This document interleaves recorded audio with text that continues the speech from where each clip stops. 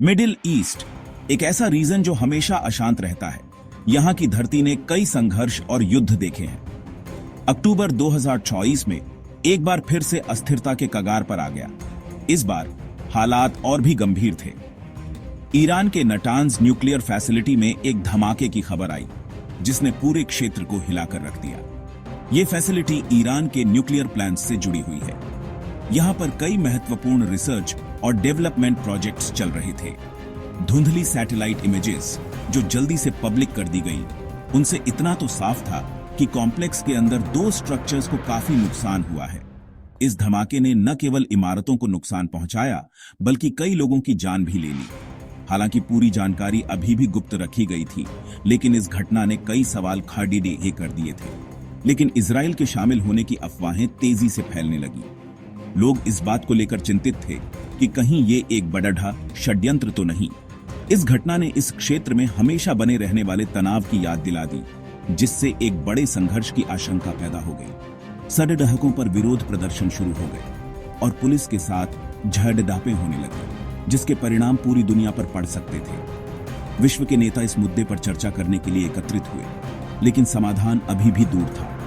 लोग टीवी पर खबरें देख रहे थे और हर कोई इस बात को लेकर चिंतित था कि आगे क्या होगा। रात के अंधेरे में शहर की रोशनी भी जैसे इस अनिश्चितता को दर्शा रही थी। हर कोई प्रार्थना कर रहा था कि यह संकट जल्द ही समाप्त हो और शांति बहाल हो। इस घटना के तुरंत बाद जानकारी अधूरी और अक्सर विरोधाभासी रही। इजराइल, जिस पर लंबे समय से ईरान के न्यूक्लियर प्रोग्राम के खिलाफ गुप्त ऑपरेशन चलाने का शक था, हमेशा की तरह चुप्पी साधे रहा। उसने आधिकारिक तौर पर किसी भी तरह की संलिप्तता की पुष्टि या खंडन करने से इनकार कर दिया। हालांकि इजरायली सुरक्षा तंत्र के अंदरूनी सूत्रों ने ईरानी न्यूक्लियर क्षमताओं के खिलाफ एक सुनियोजित हमले का इशारा किया। इन दावों ने सुझाया कि हमले में उन उपकरणों और बुनियादी ढांचे को निशाना बनाया गया था जो ईरान के न्यूक्लियर महत्वाकांक्षाओं के लिए महत्वपूर्ण माने जाते थे। आधिकारिक पुष्टि के बिना दुनिया को लीक, अटकलों और प्रचार के चक्रव्यूह से सच्चाई का पता लगाना था। ईरान ने अपनी तरफ से एक नरम प्रतिक्रिया दी, नटांज की घटना को स्वीकार किया, लेकिन नुकसान की सीमा को कम करके बताया। तेहरान ने सीधे तौर पर इजराइल पर आरोप लगाने से परहेज किया, इसके बजाय अपने दुश्मनों द्वारा तोड़फोड़ की ओर इशारा किया।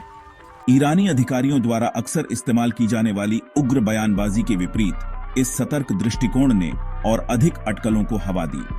कुछ विश्लेषकों ने इसकी व्याख्या कमजोरी के संकेत के रूप में की, एक संकेत कि ईरान स्थिति को बिगड़ने से बचना चाहता था। दूसरों ने इसे एक सोची समझी रणनीति के रूप में देखा, जिसका उद्देश्य समय हासिल करना और पूर्ण टकराव से बचना था। इस बीच घटना से अनजान अंतर्राष्ट्रीय समुदाय ने एकजुट प्रतिक्रिया तैयार करने के लिए संघर्ष किया।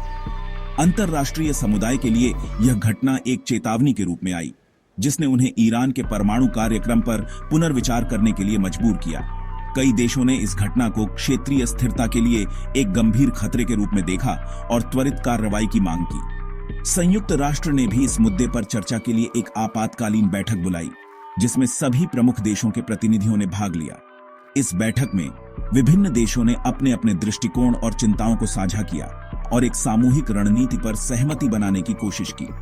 हालांकि विभिन्न देशों के बीच मतभेदों के कारण एक एकीकृत प्रतिक्रिया तैयार करना चुनौतीपूर्ण साबित हुआ। अंततः अंतर्राष्ट्रीय समुदाय ने एक संयमित और संतुलित दृष्टिकोण अपनाने का निर्णय लिया, जिसमें ईरान के साथ बातचीत और कूटनीति को प्राथमिकता दी गई। इस घटना ने यह स्पष्ट कर दिया कि क्षेत्रीय और वैश्विक स्थिरता के लिए संवाद और सहयोग कितना महत्वपूर्ण है। ईरान की प्रतिक्रिया और अंतर्राष्ट्रीय समुदाय की प्रतिक्रिया ने एक बार फिर यह साबित कर दिया कि जटिल मुद्दों का समाधान केवल बातचीत और समझौते के माध्यम से ही संभव है। इस घटना ने सभी पक्षों को यह सोचने पर मजबूर कर दिया कि भविष्य में ऐसी घटनाओं से कैसे निपटा जाए और स्थायी शांति कैसे सुनिश्चित की जाए। नटांज पर हमले की गूंज मिडिल ईस्ट की सीमाओं से बहुत दूर तक सुनाई दी। यह हमला न केवल ईरान के लिए बल्कि पूरे क्षेत्र के लिए एक महत्वपूर्ण घटना थी, जिससे वैश्विक सुरक्षा तंत्र में खलबली मच गई। संयुक्त राष्ट्र और अन्य अंतर्राष्ट्रीय संगठनों ने तुरंत इस पर प्रतिक्रिया दी और सुरक्षा परिषद की आपात बैठक बुलाई गई। इसने इस क्षेत्र में शांति की नाजुकता की याद दिला दी जो हमेशा ही खतरे में रहती है। इस घटना ने स्थानीय निवासियों के बीच भय और असुरक्षा की भावना को और बढ़ा दिया। इस घटना ने ईरान के न्यूक्लियर प्रोग्राम पर बहस को फिर से जन्म दे दिया और इस मुद्दे पर विभिन्न देशों के बीच मतभेद और गहरे हो गए। कट्टरपंथियों ने इस घटना को तेहरान के बुरे इरादों के सबूत के रूप में इशारा किया।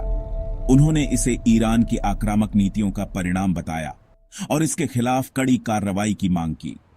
उन्होंने ईरान को न्यूक्लियर हथियार हासिल करने से रोकने के लिए एक और अधिक मुखर दृष्टिकोण का तर्क दिया, जिसमें सैन्य कार्रवाई की संभावना भी शामिल है। इस दृष्टिकोण ने कई देशों के बीच तनाव को और बढ़ा दिया, जिसमें सैन्य कार्रवाई की संभावना भी शामिल है। इस तरह की कार्रवाई के परिणाम स्वरूप क्षेत्र में और अधिक अस्थिरता आ सकती है। दूसरी ओर शांतिवादियों ने संयम बरतने का आग्रह किया और बातचीत के माध्यम से समाधान खोजने की वकालत की। उन्होंने तर्क दिया कि सैन्य हस्तक्षेप से केवल और अधिक हिंसा और विनाश होगा। उन्होंने चेतावनी दी कि एक सैन्य हमले के विनाशकारी परिणाम हो सकते हैं, जिसमें निर्दोष नागरिकों की जान जाने का खतरा भी शामिल है। संभावित रूप से एक व्यापक क्षेत्रीय संघर्ष को जन्म दे सकता है। इस संघर्ष के परिणाम स्वरूप न केवल मिडिल ईस्ट बल्कि पूरी दुनिया पर प्रभाव पड़ सकता है। इस स्थिति में अंतर्राष्ट्रीय समुदाय की भूमिका महत्वपूर्ण हो जाती है। कूटनीतिक प्रयासों और शांति वार्ताओं के माध्यम से ही इस संकट का समाधान संभव है। इसके अलावा मानवीय सहायता और पुनर्निर्माण के प्रयासों को भी प्राथमिकता दी जानी चाहिए, ताकि प्रभावित क्षेत्रों में स्थिरता और शांति बहाल की जा सके।